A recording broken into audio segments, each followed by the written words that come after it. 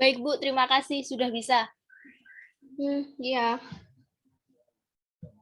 Nah, jadi ini ya, tentang cash flow. Jadi di sini yang pertama tentang cash planning. Jadi perencanaan cash. Yang pertama kita pelajari tentang cash budget.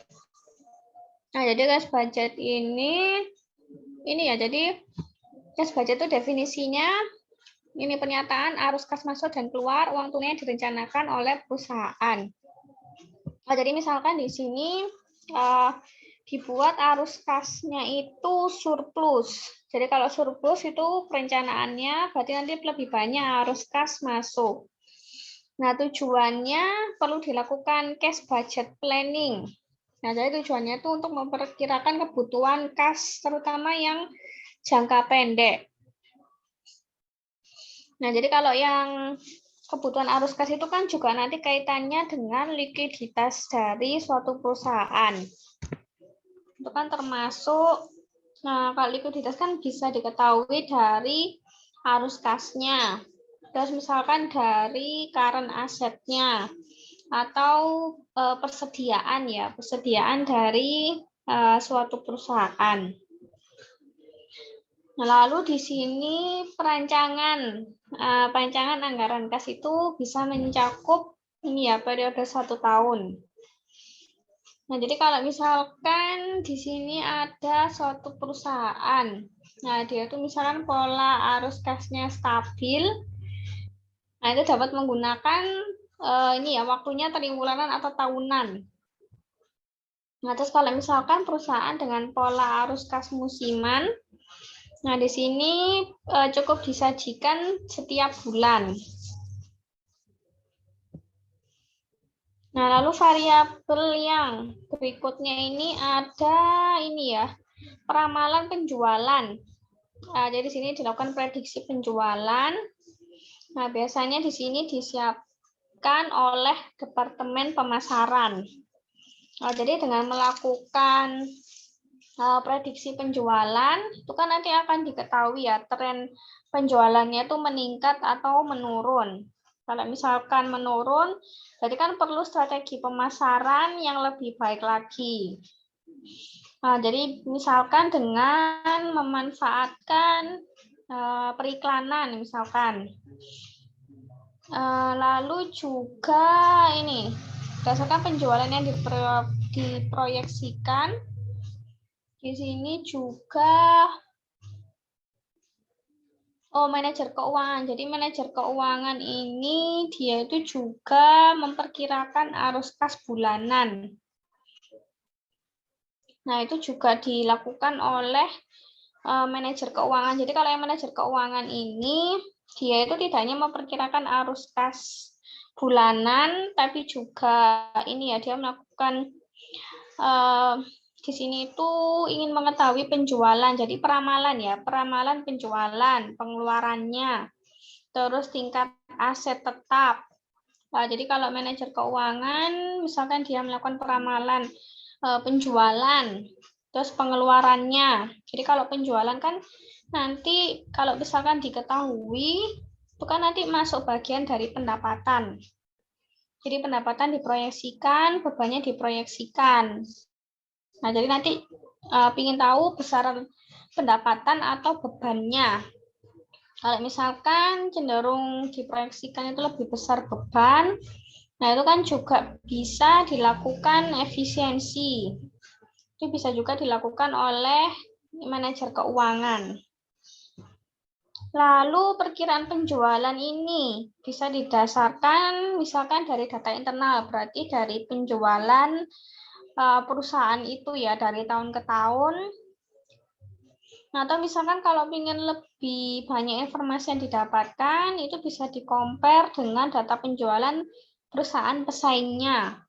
Jadi kan biar tahu ya, tren yang meningkat itu lebih banyak perusahaan internal ataukah tren meningkat itu lebih banyak dimiliki atau dicapai oleh perusahaan pesaingnya. Nah, jadi bisa dilakukan kombinasi antar keduanya. Jadi data peramalannya perusahaannya itu sendiri, lalu di-compare juga dengan penjualan dengan perusahaan lainnya. Jadi biar tahu posisinya perusahaan itu sudah baik atau tidak dari sisi penjualan dibandingkan dengan pencapaian penjualan pesaingnya. Nah, lalu juga ini perusahaan umumnya menggunakan kombinasi. Jadi kombinasi data, peramalan baik yang data dari perusahaan itu sendiri ataupun pesaingnya. Nah, ini untuk membuat perkiraan penjualan akhir. Jadi kalau internal tadi bisa juga dari itu ya data penjualan yang diramalkan ke depan itu kan kita bisa tahu ke depannya trennya meningkat atau menurun. Nah, tapi kalau seandainya data peramalannya itu trennya meningkat ya, tapi ternyata pada kenyataannya ternyata itu trennya itu terjadinya menurun. Nah, berarti kan tidak sesuai dengan ekspektasi. Jadi kalau peramalan itu juga bisa meleset juga ya, melakukan peramalan itu juga bisa meleset. Nah, lalu ini ada cash budget. Nah, jadi kalau di sini itu tadi cash budgetnya ya perkiraannya itu bisa pesimis atau optimis. Jadi kalau yang optimis berarti nanti di sini tuh arus kas masuknya tuh bisa lebih besar dibandingkan dengan arus kas keluarnya. Kalau pesimis berarti nanti di sini tuh ada banyak pengeluaran ya, jadi ada arus kas keluar yang lebih banyak. Itu berarti nanti skenario yang pesimis. Lalu juga ini ada juga cash budget bulanan. Nah, jadi kalau yang bulanan ini itu kan belum dapat dipastikan kemampuan solvabilitasnya itu baik ya. Jadi bisa juga nanti ditambah jangka waktunya. Jadi misalkan cash budgetnya itu secara harian atau misalkan secara tahunan. Jadi nanti biar bisa diketahui ini kemampuan solvabilitasnya. Jadi membayar kewajiban dari perusahaan tersebut. Nah, lalu yang ini itu adalah ini ya gambaran dari penerimaan kas yang sudah diramalkan. Nah, jadi di sini itu kan jumlahnya harus 1 ya. Jadi makanya nanti cash sales itu 0,2. Terus ditambah leg 1 itu 0,5 ditambah leg 2 0,3. Kalau dijumlahkan ini semua harus 1. Nah, ini komponen dari penerimaan kas. Nah, penerimaan kas, nah ini nanti angka 20. Nah, angka 20 itu dari mana? Berarti nanti itu kan ini ya, 0,2. Nah, ini 0,2 dikalikan 100. Nah, itu nanti ketemu angka 20. Terus ini cara bacanya ya, yang tentang leg 1 sama leg 2. Kalau misalkan leg 1, nah berarti kan ini ya, 0,5 dikalikan 100. Itu kan hasilnya 50. Nah, karena ini leg 1, berarti nanti hasilnya 50 ini ditaruh di bulan September. Jadi karena leg 1 tadi. Nah, lalu kalau yang leg 2 ya, berarti kan 0,3 kalikan 100. Nah, ini karena leg 2, nanti baru diisi di kolom ketiga. Nah, jadinya kan ini 300 ya, 0,3 kali 100, 30. Nah, ini ditaruh di bulan Oktober karena dia leg 2. Nah, ini cara membacanya ya, leg 1 sama leg 2.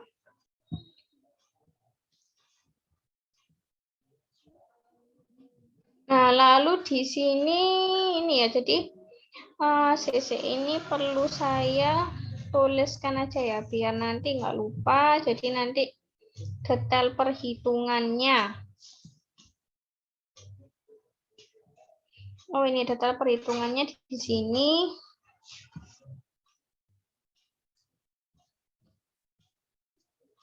Nah, ini ya 0,5 dari mana? Maksudnya 50 dari mana? Berarti di sini tuh yang leg 1 kan, berarti 0,5 dikalikan 100. Nah, itu ketemu 50.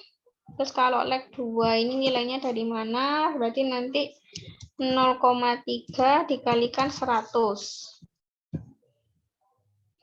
Nah, ini. Nah, nanti kalau yang 20 ini ya, 20 ini nanti penjumlahan dari cash sales-nya. Jadi yang sell forecast-nya ini jangan ikut dijumlah. Jadi kalau total cash receipt-nya itu mulai dari cash sales penambahannya. Jadi bukan dari sell forecast. Nah, jadi ini kita baru ketemu total receipt-nya. Ini ya, jadi nanti ini 20 bulan Agustus, September berarti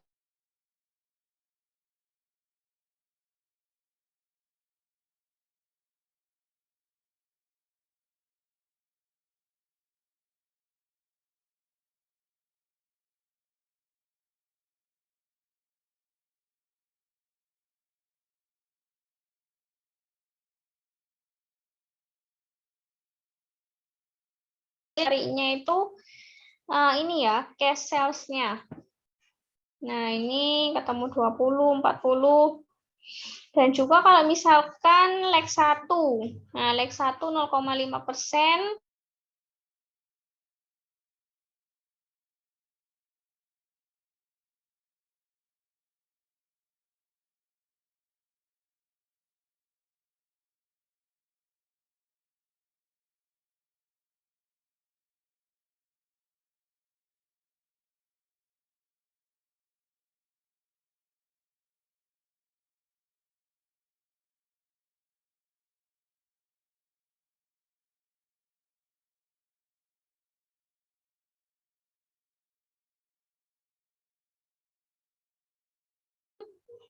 Nah, ini jangan lupa ini kan karena dia leg 1.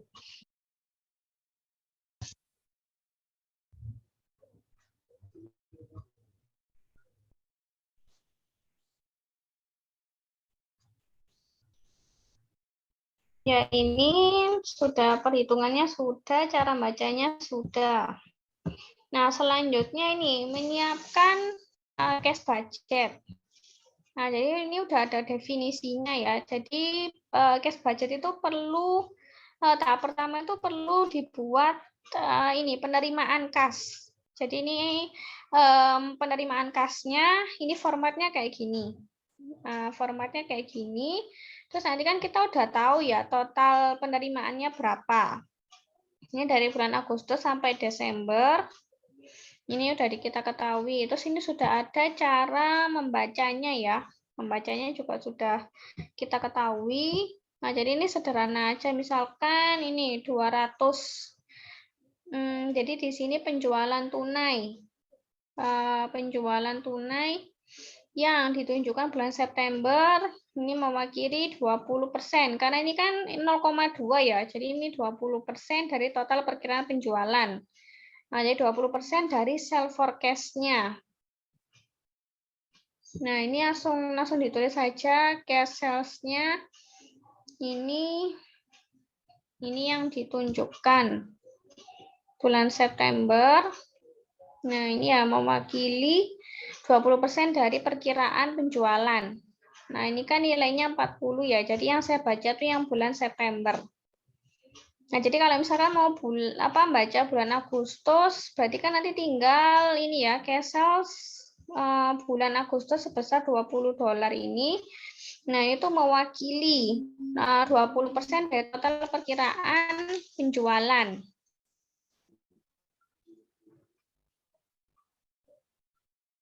Nah, gitu.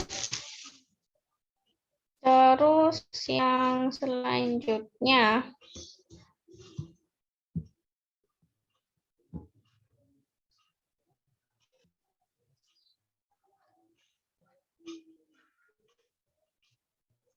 Nah, jadi ini tuh dirangkum kembali. Ini lanjutannya kan tadi itu sudah penjelasan leg 1, leg 2.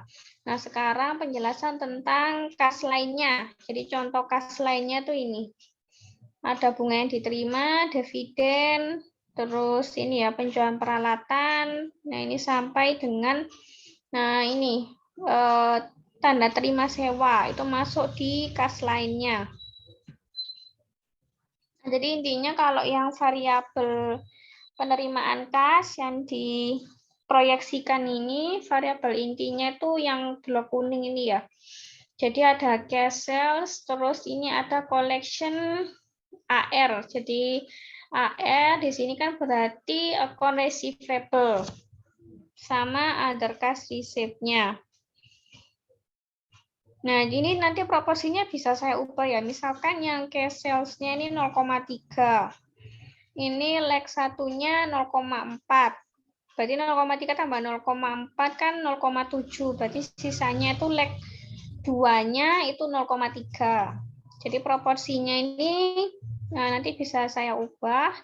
Kalau misalkan proporsinya diganti ya, misal cash sales-nya 0,3, berarti nanti ngisi cash sales-nya 0,3 dikalikan 100. Jadi nanti ini $30, bukan $20. Nah, tadi kan kita sudah ini ya, mengetahui tentang total penerimaan kas. Nah, ini tuh lawannya dari total penerimaan kas, ini berarti kan total pengeluaran kas. Nah, di total pengeluaran kas, ini sudah ada contohnya. Cuman kalau yang di total pengeluaran kas, depresiasi sama biaya non cash lainnya tidak masuk dalam ini ya, dalam cash budget. Nah, jadi contohnya yang pengeluaran kas itu ini formatnya. Nah, jadi ini banyak pengeluaran ya contohnya. Jadi ini ada cash purchase. Nah, jadi kan berarti dia pembelian ya. Kalau yang tadi penerimaan cash sales, kalau ini lawannya cash purchase. Nah, ini ada payment-nya. Kalau yang sebelumnya tadi kan collection ya, jadi pengumpulan account receivable. Kalau yang ini berarti pembayaran. Pembayaran account payment. Ini ada leg 1, leg 2. Terus ini jenis-jenis payment-nya tuh dia jabarkan. Jadi ada sewa, ada gaji, terus bayar pajak. Terus di sini juga ini bunga, pembayaran dividen, pembayaran pokok. Ini juga ada di sini sama fixed asset outlays. Ini ada di sini. Nah, ini juga sama ya. Ini nanti total proporsinya tuh sama dengan 1.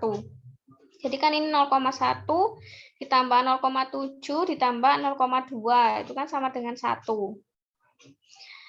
Nah, ini tentang ini ya total kas pengeluaran.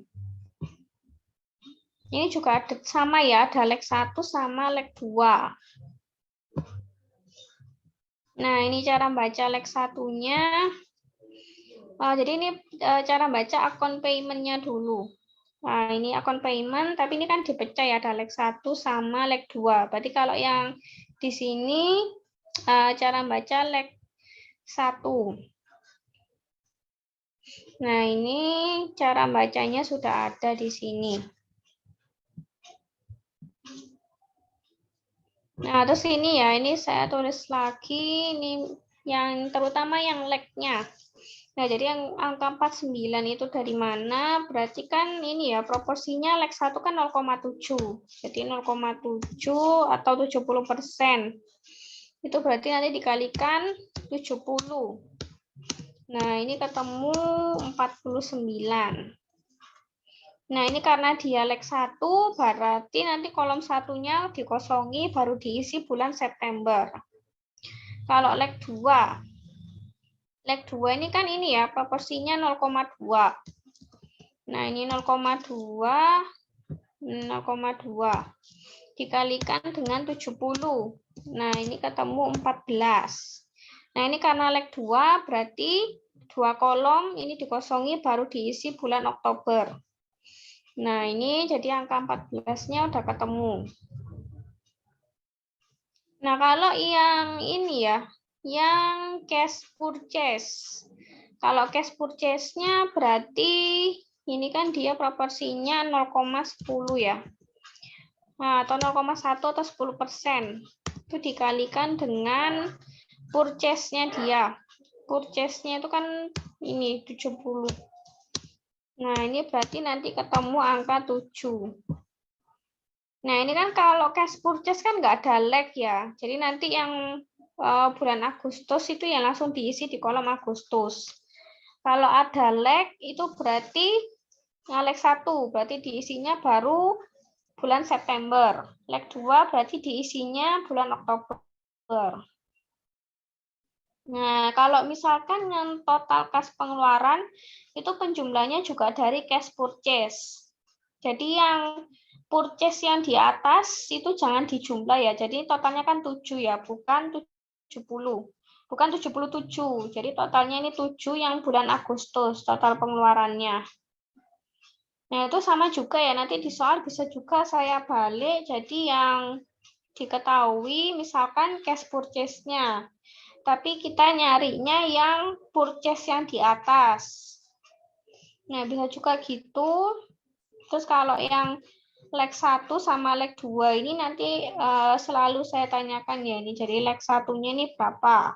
Isinya leg 2-nya berapa? Jadi kalau misalkan udah lengkap leg-legnya ini, baru kita tahu totalnya. Total pengeluaran kasnya. Nah, kalau cara bacanya yang akun lain itu sama ya. Jadi kalau yang agak khusus itu yang leg 1, leg 2 ini agak khusus bacanya. Kalau leg 2 berarti ini selama 2 bulan kemudian. Nah, tinggal diubah gitu aja ya kalau yang leg 2. Nah, ini nanti ini ya September mewakili bulan Agustus. Kalau yang leg 2 berarti nanti Oktober mewakili Agustus. Nah, jadi gitu kalau yang leg 2. Kalau yang lainnya ini bacanya sama ya. Jadi misalkan tax payment-nya 25.000 ini pada bulan Desember. Ini kan sesuai data. Data yang ada di laporannya ini. Nah, ini 25.000. Jadi ini kan dalam ribu ya. Jadi ini ditulis 25 aja. 25.000. Nah, ini karena ini ada apa?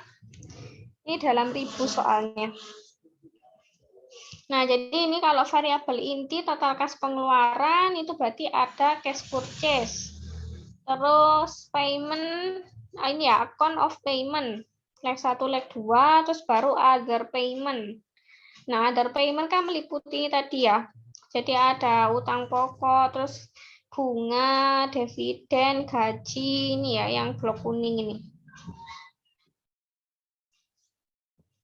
Nah, jadi cash budget itu baru bisa disusun kalau kita udah tahu total kas penerimaan sama total pengeluarannya. Nah, ini kan kita udah tahu ya dari slide 12 ini kan total pengeluaran. Terus yang awal-awal tadi berarti kan ada di slide ini ya, 8. Ini total penerimaan kasnya. Nah, ini baru bisa disusun cash budget-nya.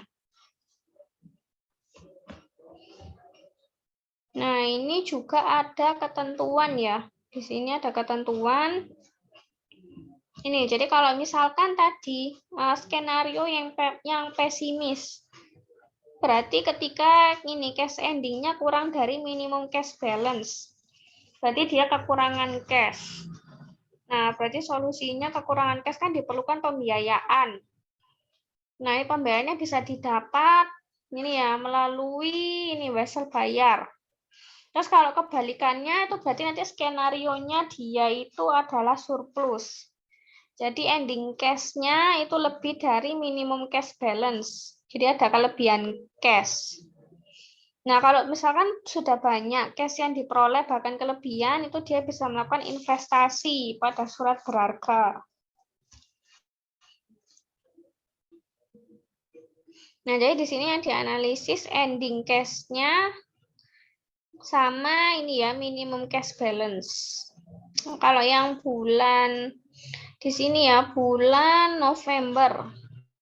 Nah, ini kan berarti ending cash-nya itu kan sampai minus ya ini. Ending cash-nya ini minus lebih besar yang minimum cash balance. Berarti yang bulan November ini Nah, ini ya dia yang kategori pertama. Jadi ending cash-nya kurang dari minimum cash balance. Nah, berarti dia perlu melakukan pembiayaan. Kalau yang ending cash-nya lebih kecil ini.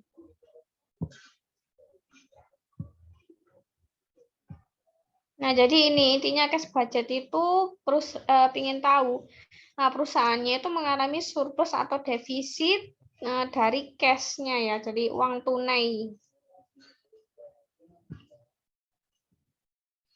Nah, jadi ini variabel inti dari cash budget. Jadi ada total penerimaan kas, total pengeluaran kasnya, terus yang dibuat analisis itu tadi ya, yang ending cash sama minimum cash balance itu bisa kita lihat buat diketahui cash budgetnya ini surplus atau defisit. Nah, lalu yang selanjutnya ya, jadi itu ada laporan pro forma. Nah, jadi kalau laporan pro forma ini dia perlu 2 input yang diperlukan. Jadi laporan keuangan tahun sebelumnya sama perkiraan penjualan tahun masa mendatang. Nah, ini sudah ada definisinya. Perencanaan kas ini berfokus pada peramalan arus kas. Kalau perencanaan laba ini dia pakai konsep akrual. Nah, jadi konsep akrual untuk memproyeksikan laba. Jadi kalau yang posisi ini berarti kan kita lihat neracanya ya. Jadi neracanya, jadi kan sama dengan harta sama dengan utang plus modal. Jadi kalau buat posisi itu berarti melihat neraca perusahaannya. Nah, ini kalau pro forma butuh 2 input. Nah, ini tentang perkiraan penjualan. Nah, ini ilustrasi perkiraan penjualannya.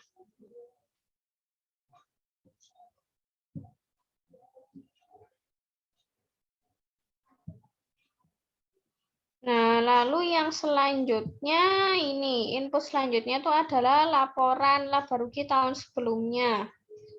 Nah, jadi ini kan biar tahu tadi ya, pendapatannya lebih besar dibandingkan beban atau sebaliknya. Nah, jadi dari laba rugi ini juga bisa tahu perusahaannya itu efisien atau tidak. Lalu kalau yang ini ya, misalkan dividennya.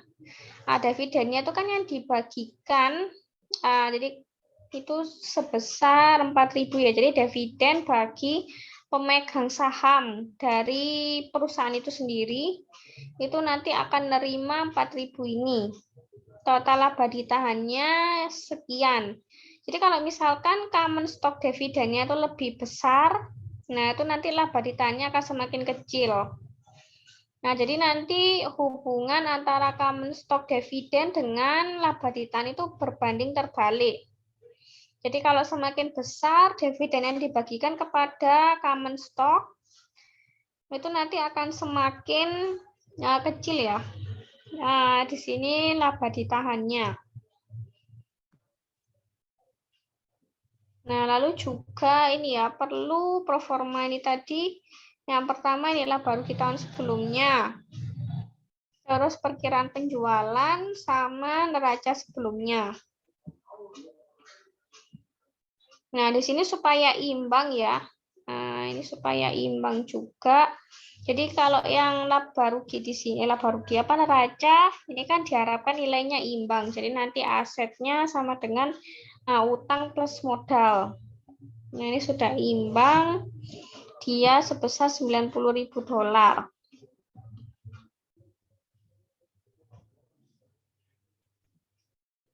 Nah, nanti pertemuan yang ke depan itu kita akan bahas tentang pro forma ya. Jadi nanti pro forma ini dibahas mendetail. Nanti ada pro forma versi laba rugi, terus pro forma versi balance sheet.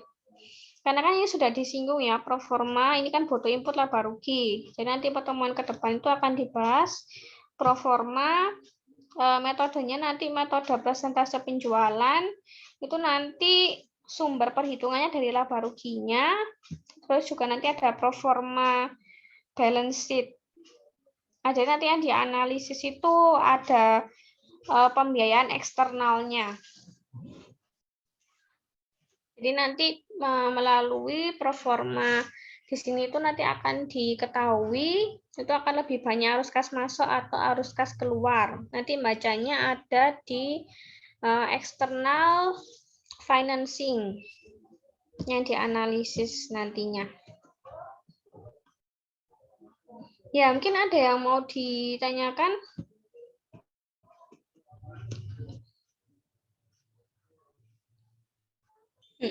Iya, gimana Dita? Bu, maaf saya buat yang perhitungan leg-leg 1-2 tadi tuh masih belum paham ya, Bu. Oh ya, saya ulang lagi yang ini ya, yang leg.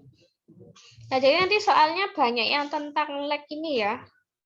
Jadi analisisnya sama perhitungannya itu perlu dipahami.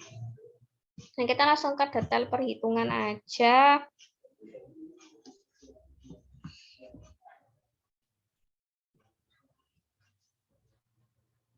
Ya, ini ya. Jadi ini saya besarkan. Jadi kalau yang cash budget itu kan intinya kita harus tahu total penerimaan dan total pengeluarannya ya. Total pengeluaran kasnya. Jadi kalau yang komponen pertama itu kan berarti total penerimaan cash. Jadi kalau total penerimaan kas kan berarti yang menambah yang menambah cash ya. Itu kan yang pertama bisa dari ini penjualan. Nah, jadi penjualan atau cash sales ini. Jadi di sini ada cash sales, terus dari ini ya pengumpulan account receivable. Jadi ada leg 1, ada leg 2, sama other cash receipt. Jadi kan kalau di sini kan dia berangkatnya cash budget tadi kan dia juga tentang peramalan tadi ya. Nah, jadi aplikasi peramalannya itu dia taruh di sell forecast-nya. Nah, jadi di sini yang atas ini tuh sebenarnya adalah proyeksi dari penjualan. Proyeksi dari penjualan tahun ke tahun. Nah, cuman yang di sini itu yang perlu kita ketahui itu adalah yang leg 1 sama leg 2. Nah, kalau yang di sini kan account receivable. Jadi itu berarti kan piutang dagang ya. Kalau yang AP tadi kan account payment. Jadi itu hutang dagang. Kalau yang pengeluaran. Kalau yang penerimaan ini piutang dagang. Nah, jadi kalau yang ini gampangannya itu dari definisinya ini ya, disandingkan. Jadi piutang dagang ini kan leg-nya 1 ya. Leg-nya 1 ini untuk bulan September itu mewakili penjualan bulan Agustus. Jadi di sini tuh ibaratnya diterimanya piutang itu baru bulan September.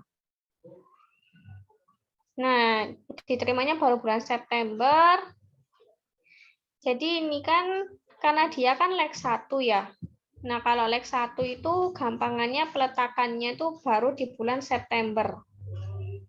Jadi diletakkannya bulan September. Jadi kalau misalkan yang ini leg 2. Jadi kan piutang ini ya, piutang dagangnya dengan jeda 2 bulan. Jadi ibaratnya itu baru diterima itu bulan Oktober piutangnya. Jadi piutang dagangnya di sini untuk bulan Oktober. Jadi gini, penjualannya itu kan ini ya.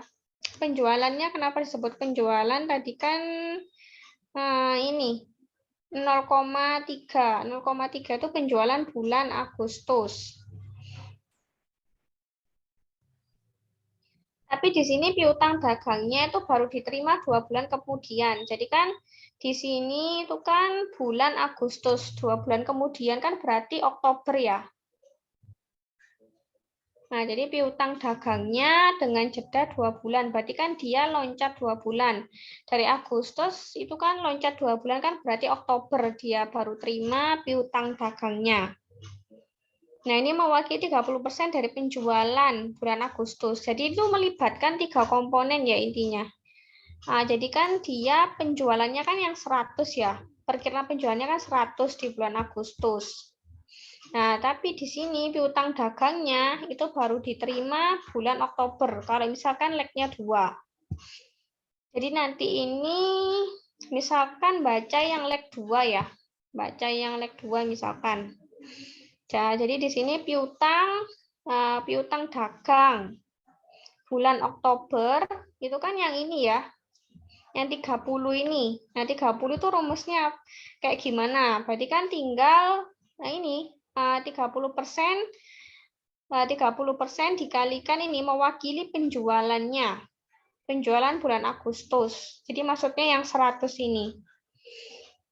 Nah, ini jadi nanti 30 kali 100 kan ketemu 30. Jadi nanti nulisnya itu piutang dagangnya yang di bulan ini. Yang di bulan Oktober. Nah, itu berarti mewakili 30% dari penjualan. Penjualannya di sini kan 100 ya. Nah, 100 itu sebesar 30. Ini. Atau misalkan langsung aja 30% dari penjualan Agustus. Jadi kan ini udah otomatis 30 ya nilainya. Kalau misalkan leg-leg ini itu sebenarnya kalau leg 1, berarti piutang dagangnya baru diterima bulan September. Nah, jadi kalau misalkan leg 1 berarti bulannya itu kan Agustus, diterima sebulan kemudian, berarti kan September ya. Kalau misalkan leg 2, nah itu kan bulannya ini tadi kan Agustus, tapi dia lompat 2 bulan jadi Oktober.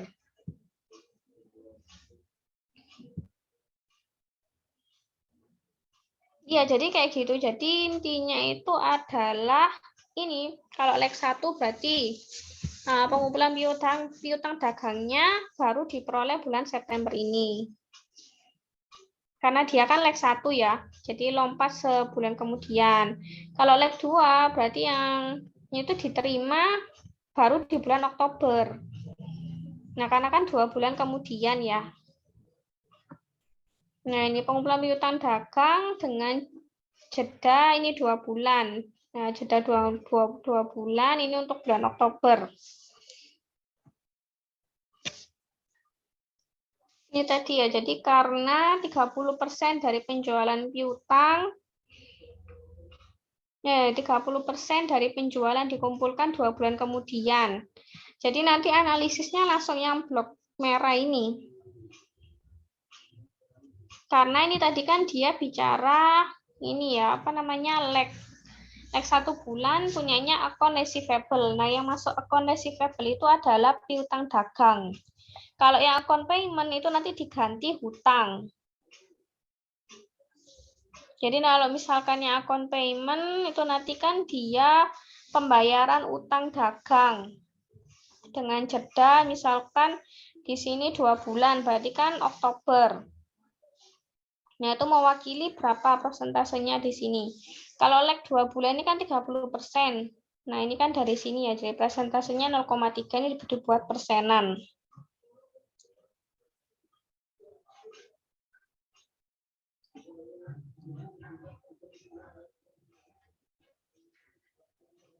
Ya, jadi intinya di sini kalau leg itu gampangannya lompat itu ya ke bulan berikutnya aja. Jadi di sini berarti ingatnya adalah kalau account receivable berarti dia bicaranya piutangnya. Variabelnya piutang dengan jeda 2 bulan ini berarti Oktober.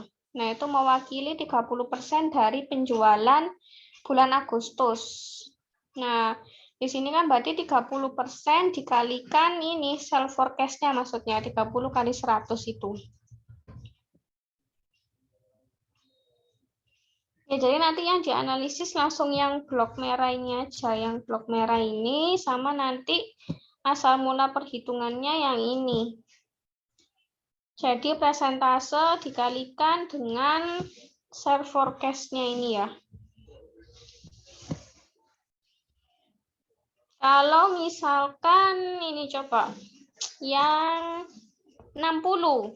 Nah, 60 itu berarti perkalian apa sama apa? Nah, ada yang bisa jawab yang leg 2. Kalau yang leg 2 ini kan saya sudah jawab ya, ini 30. Nah, kalau yang 60 Berarti 0,3 kali 200 bukan, Bu? iya betul. Jadi kan ini 0,3 kali 200 ya. Nah, betul. Ini 60. Jadi kan karena dia legnya 2. Nah, ini ya. Jadi nanti dia ngisinya baru bulan November. Jadi mundurnya 2 bulan. Jadi kan 30 kalau misalkan nggak ada leg ya. Jadi ini 30 itu harusnya di kolom Agustus. Tapi karena leg 2, jadi nanti kolomnya itu dikosongi 2 kolom baru diisi 30. Nah, kayak gitu. Itu tadi Dita ya. Ya, jadi kalau misalkan soalnya nanti mengisi perhitungan ini, itu gampangannya diingat tadi ya. Kalau misalkan leg 1, itu kan 5, misalkan nggak ada leg, jadi 50-nya kan harusnya di bulan Agustus ya, yang leg 1. Tapi karena di sini leg 1 bulan, jadi kan tadi mundur ya, mundur 1 bulan, jadi baru diisinya September. Kalau yang Oktober, nah ini kan ya, dia kan harusnya diisinya September ya, kalau misalkan nggak ada leg. Nah, jadi harusnya 100 ini ada di bulan September kalau nggak ada leg. Tapi karena ada leg, jadi mundur kolomnya. Jadi bulan Oktober. Jadi ini nanti perhitungannya sampai leg 1 sama leg 2 aja ya. Leg 1 sama leg 2.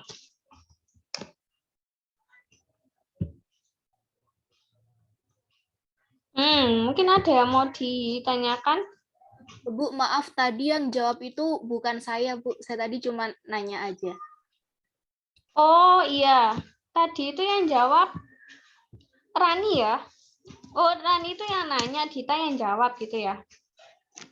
Dita yang nanya, Bu. Saya yang jawab. Oh, tadi yang jawab siapa berarti? Rani? Iya, yang jawab saya, Bu. Oh iya, nah ini ya tadi berarti tadi yang nanya Dita yang jawab Rani. Oh iya.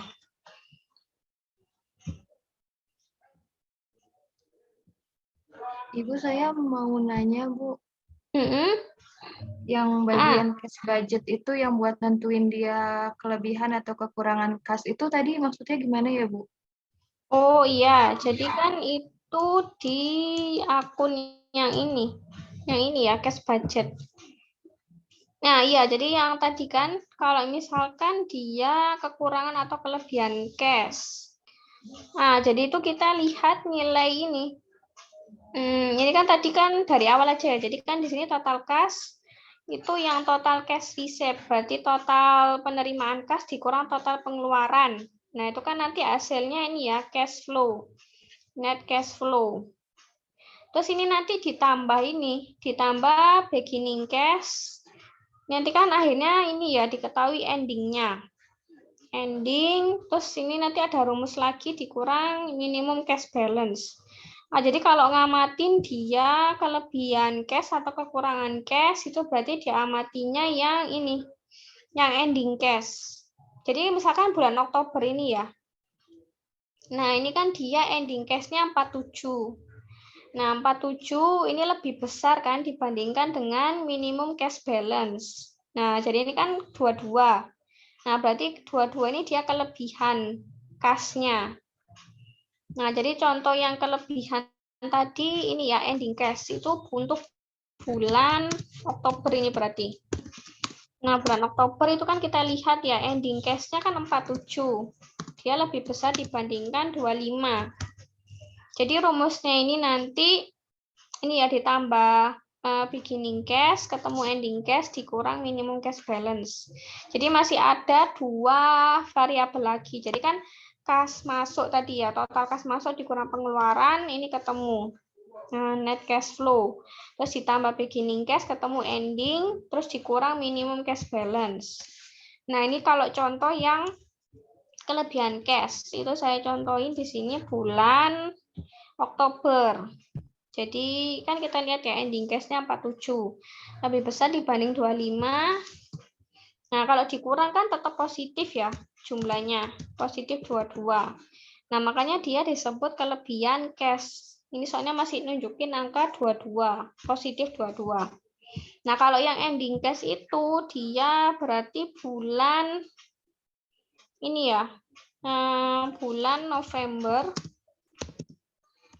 November dan Desember.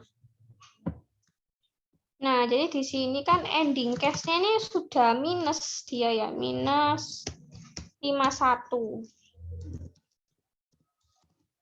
Nah, ini minus 51, otomatis kan dia lebih kecil ya dibandingkan 25.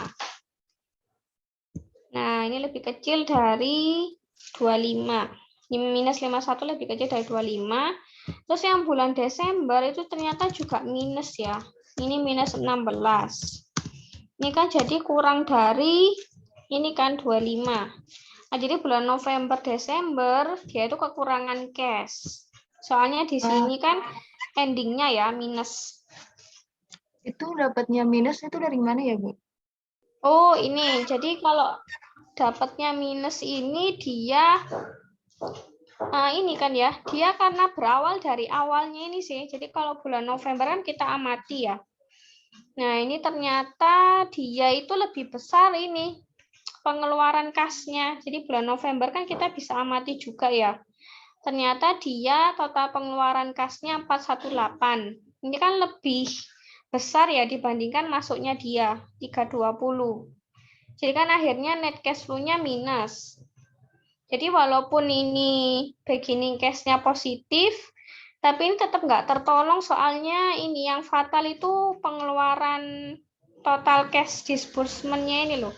Total pengeluaran cash-nya dia tetap besar. Jadi minus awalnya yang berantai ini disebabkan di awalnya ini.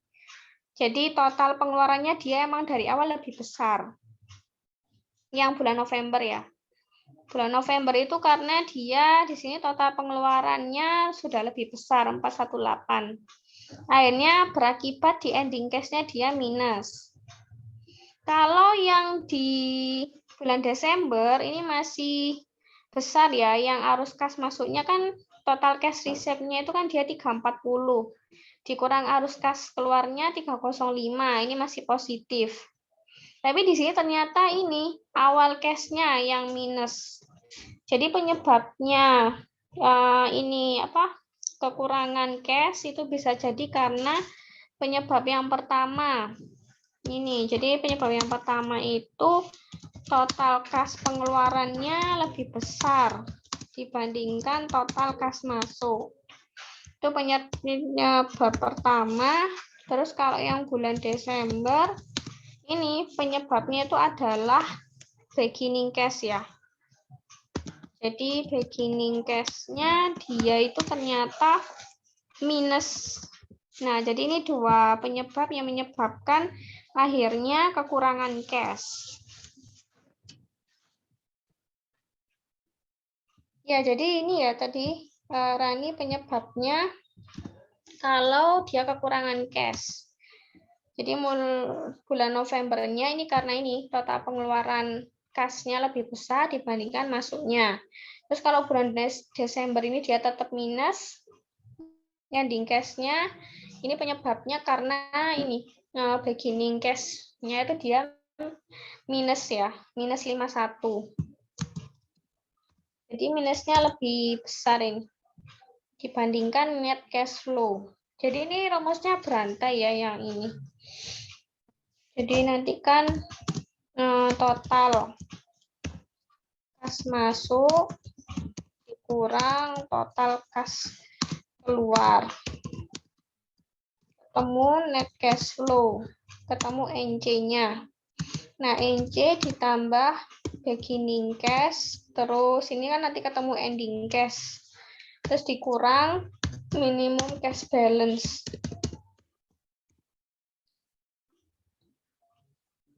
Ya, ini jadi bacanya enak lihat laporan ini ya. Jadi kan udah terstruktur. Jadi gitu ya tadi, Rani. Iya, Bu. Terima kasih, Bu. Ini tadi Rani. Jadi nanti bisa juga ya, soalnya itu berantai. Jadi misalkan tadi itu perlu ngitung, misalkan ini saya sudah sediakan ini kas masuknya ya, arus kas masuknya. Nah, ini tapi di sini tuh masih perlu tahu leg 1, leg 2. Ini perlu diisi angkanya berapa. Nah, nanti kan kalau diisi angkanya berapa, kita tahu total arus kas masuknya. Terus misalkan yang ini, yang total kas keluarnya. Nah, ini yang masih ditanyakan, misalkan yang leg 1 sama leg 2. Ini misalkan kosong. Jadi ini perlu diisi. Akhirnya kan tahu ya, total kas keluarnya berapa. Terus nanti misalkan saya sediakan format cash budget. Nah, cash budget misalkan yang sudah tak isi yang ini, beginning sama minimum cash balance sudah lengkap. Nah, tapi kan perlu data ini ya, total arus kas masuk sama, kok arus kas ya, total ini penerimaan kas sama total pengeluaran kasnya perlu diisi dulu, baru bisa dianalisis dia itu surplus kas atau defisit kas. Nah, jadi bisa juga nanti ada mengisi bagian yang kosong ya, nanti baru bisa dianalisis kayak di slide 14. Nah, jadi kalau misalkan skenario misalkan defisit cash, apa yang harus dilakukan? Berarti kan ini ya jawabannya. Jadi dia perlu pembiayaan dengan cara ini melakukan wesel bayar.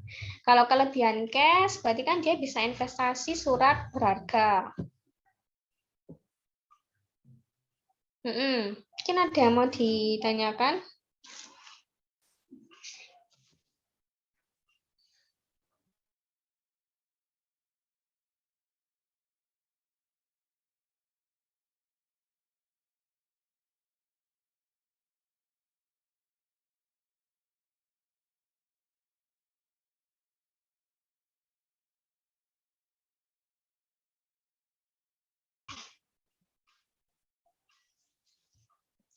Ya, ini nanti kelompok selanjutnya bisa share screen ya. Nanti langsung dibacakan studi kasusnya aja.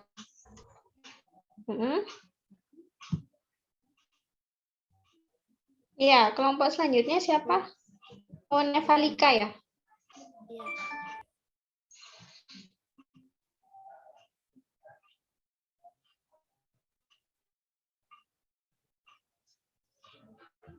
Ini udah bisa share screen ya.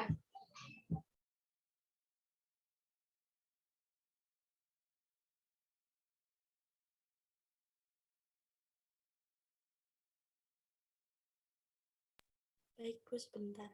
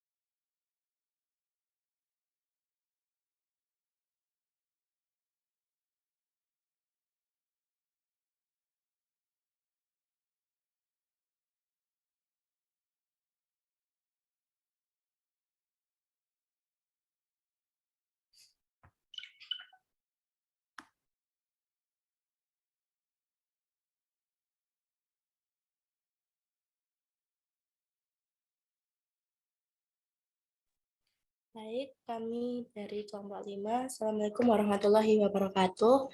Di sini kami akan menjelaskan tentang money laundry dari bank konvensional. Perkenalkan, nama saya Nevalika Syomina Ramaja, dan rekan saya yaitu Ida Sri Afikah.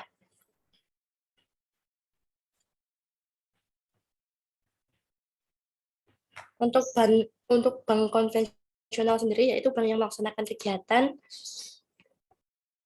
Langsung untuk studi kasus ya. Nah, untuk studi kasusnya yaitu pencucian uang yang dilakukan oleh Dirut PT Jiwasraya. PT Jiwasraya merupakan Salah satu perusahaan asuransi yang dikelola oleh BUMN, Badan Usaha Milik Negara, ada banyak nasabah yang memilih untuk mendaftar ke PT Jiwasraya. Namun, ternyata beberapa petinggi dari PT Jiwasraya ini melakukan pelanggaran TPPU. Total kerugian negara ini mencapai 16 triliun rupiah. Selain itu, klaim asuransi dari nasabah juga tidak dapat dipenuhi. Akibatnya, PT Jiwasraya dianggap gagal bayar terhadap klaim polis dari nasabah. Sebanyak 5 orang ditetapkan sebagai tersangka. Salah satunya ialah Direktur Utama PT Asuransi Jiwasraya, Hendrisman Rahim. Selain itu, Hendrisman tersangka lainnya ialah mantan Kepala Divisi Investasi dan Keuangan Jiwasraya, Syah Mirwan, Presiden Komisaris PT Trada Alam Mineral TPK, Heru Hidayat, Komisaris PT Hanson Internasional TPK, Beni Cokro Saputro, dan mantan Direktur Keuangan PT Asuransi Jiwasraya, Heri Prasetyo. Kejaksaan Agung kemudian menerapkan Undang-Undang Nomor 8 Tahun 2010 tentang Pencegahan dan Pemberantasan Tindak Pidana Pencucian Uang atau TPPU, putusan hukum pengadilan atas kasus korupsi PT Asuransi Jiwasraya Persero, sudah final atas terdakwa Beni Cokro Saputro dan tersangka lainnya. Mahkamah Agung telah menolak kasasi. Beni menjalankan hukuman penjara seumur hidup. Beni Cokro didakwa melakukan tindak pidana pencucian uang yang berasal dari korupsi, pengelolaan dana, dan penggunaan dana investasi pada PT Asuransi Jiwasraya atau Persero, sehingga menimbulkan kerugian negara sebesar 16.807 triliun. Terdakwa Beni Cokro Saputro selaku pihak yang mengatur dan mengendalikan instrumen pengelolaan investasi, saham, dan reksadana PT Asuransi Jiwasraya, melakukan pembelian tanah, bangunan, dan penempatan yang mengatasnamakan pihak lain dari hasil tindak pidana korupsi dalam pengelolaan investasi saham dan reksadana PT Asuransi Jiwasraya. Kata Romi dilaporkan pada Antara.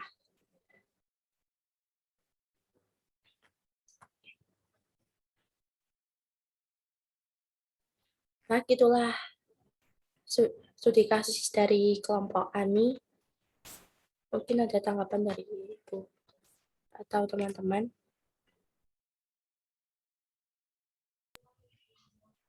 Ya, mungkin ada yang ditanyakan ya ke kelompoknya Nevalika.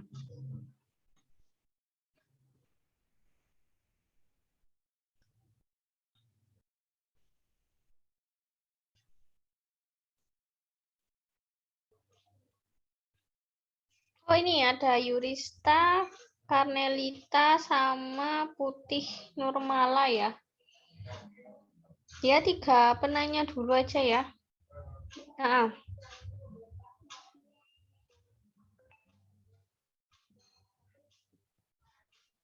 ya coba Yurista dulu. Saya izin bertanya, upaya apa saja yang dilakukan untuk mengatasi masalah money laundry? Dan dampak globalisasi apa saja terhadap money laundry dalam perekonomian? Terima kasih. Baik, terima kasih. Untuk pertanyaan selanjutnya,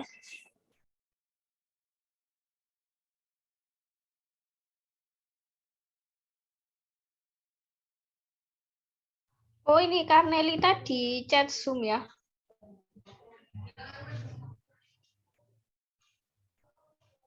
Ya, sama nanti ini Putih Nurmala.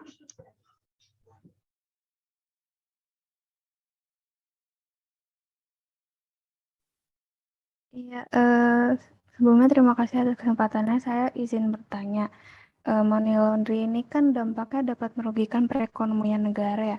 Nah, apa yang harus dipertimbangkan oleh pembuat kebijakan ekonomi makro terkait dengan dampak money laundry? Terima kasih.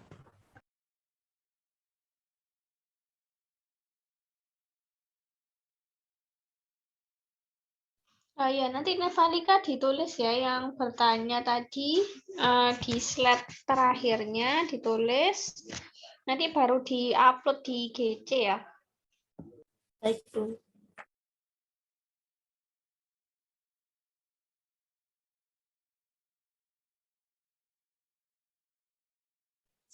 Baik, apakah ada pertanyaan lagi?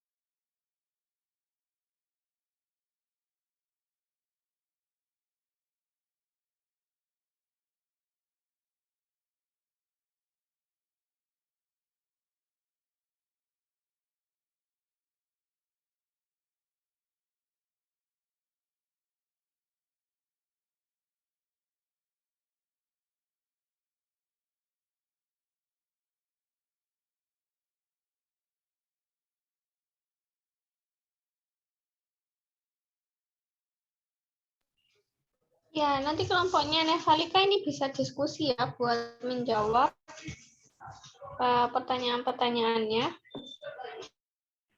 Baik, Bu.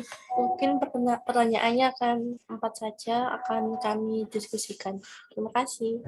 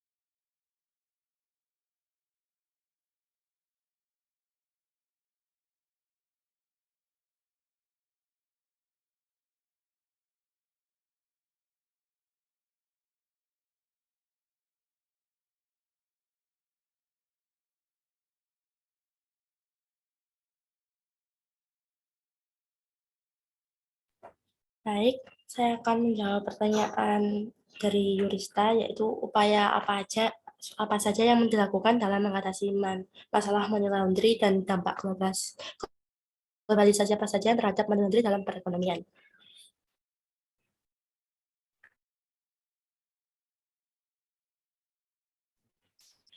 Nah, upayanya itu ada 3 pihak yang bisa berupaya, yaitu penyedia jasa keuangan, masyarakat yang menjadi nasabah, dan juga masyarakat umum. Yang pertama dari penyedia jasa keuangan, yaitu upayanya menerapkan program anti pencucian uang dalam penerimaan nasabah, dimulai dari identifikasi, verifikasi, monitoring, serta profil nasabah. Lalu melakukan pemantauan dan pengkinian data dan pemeliharaan data statistik atas rekening yang telah dilaporkan. Lalu pada pihak masyarakat yang menjadi nasabah, yaitu wajib memberikan identitas dan informasi yang benar yang dibutuhkan oleh pihak pelapor dan sekurang-kurangnya memuat identitas diri, sumber dana, dan tujuan transaksi dengan mengisi formulir yang disediakan.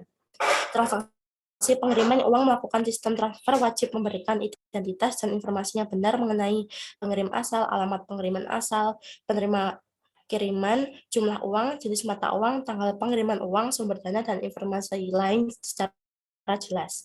Tegas menolak untuk menyimpan dana orang lain pada rekening yang dimiliki tanpa kejelasan asal-usul sumber dana. Lalu untuk tegas menolak dana yang tidak diketahui asal-usulnya.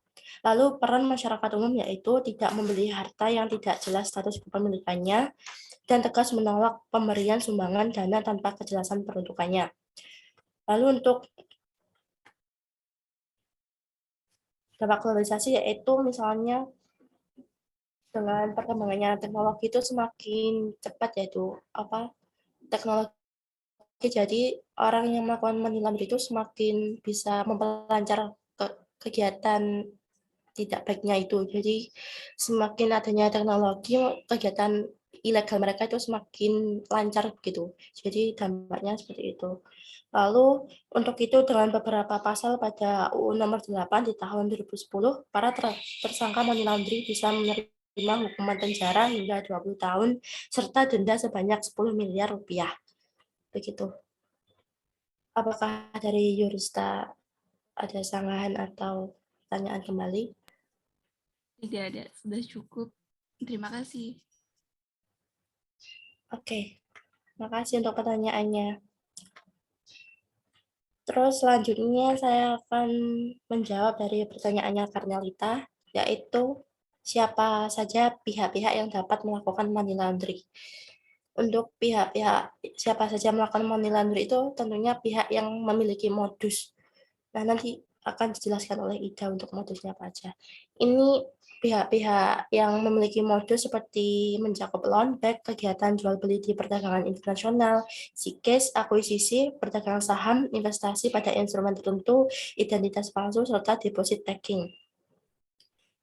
Nah, biasanya tuh di Indonesia itu modus yang biasanya paling sering itu akuisisi. Nanti dijelaskan lebih lengkap oleh Ida. Nah, jadi siapa aja yang bisa melakukan money laundry, yaitu orang-orang yang memiliki modus tersebut yang saya jelaskan sebelumnya. Oke. Apakah dari Karnelita ada pertanyaan atau sanggahan lagi? Oke, baik. Terima kasih atas pertanyaannya, Karnelita. Untuk pertanyaan selanjutnya akan dilanjutkan oleh rekan saya, yaitu Ida.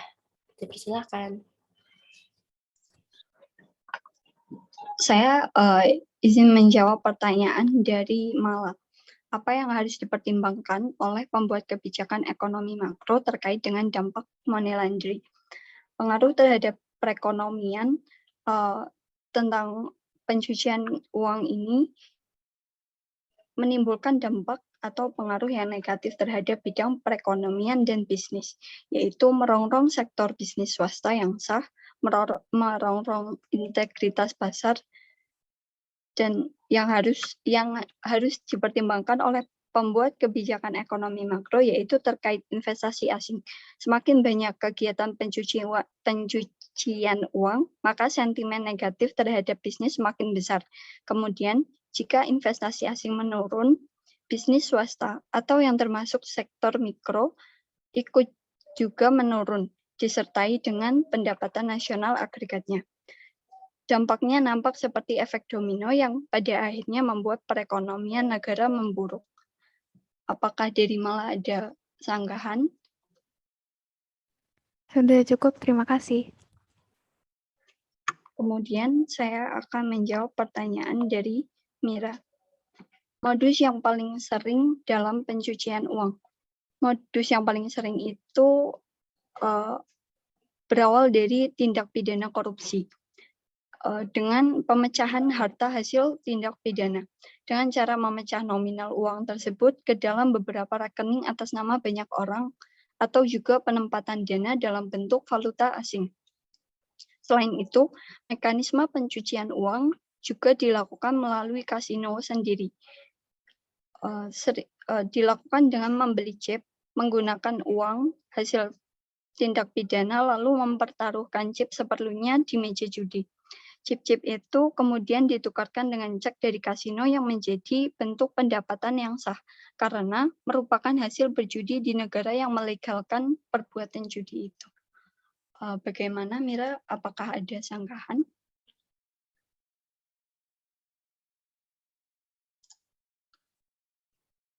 Terima kasih juga. Oh iya, tadi sudah dijawab ya oleh kelompoknya Nevalika, Ida. Jadi modus yang paling sering itu juga yang tadi ya, yang sudah dipaparkan. Jadi ada yang melalui ini ya, menyimpan uang hasil tindak pidana dalam valuta asing. Nah, itu juga ada, atau misalkan ini ya, modus akuisisi. Nah, jadi nanti pengambilan suatu saham dengan modus perusahaan yang hendak diakuisisi itu adalah perusahaan milik pribadinya. Nah, jadi misal itu juga bisa juga dilakukan ya. Jadi yang akuisisi ataupun yang sudah dipaparkan oleh kelompoknya Ida. Nah, jadi di sini juga penting itu ya, awareness dari masyarakat.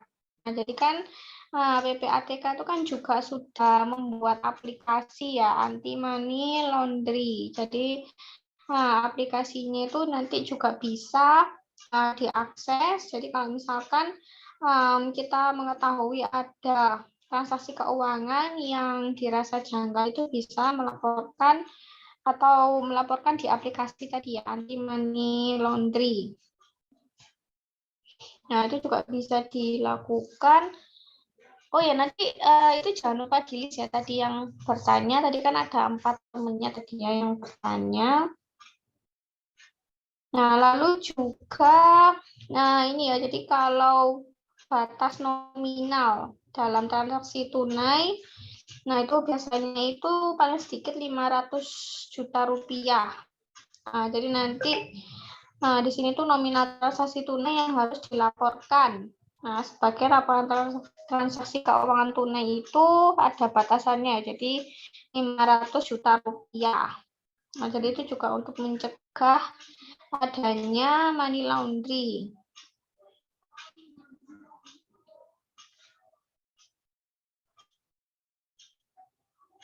Lalu juga kalau dari Bank Indonesia, nah di situ juga mulai melakukan itu ya, pencegahan money laundry. Nah, Bank Indonesia ini. Nah, jadi itu kalau Bank Indonesia di sini nanti ada RUU-nya ya. Jadi nanti Bank Indonesia itu mengeluarkan RUU.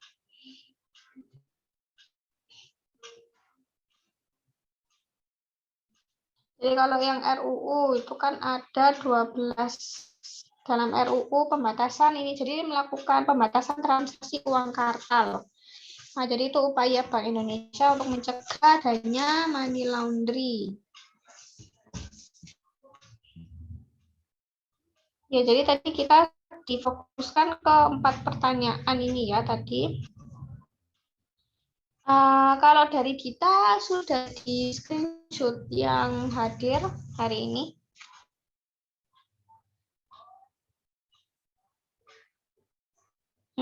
Gimana Dita?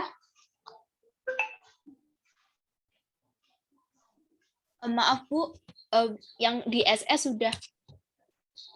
Oh sudah ya.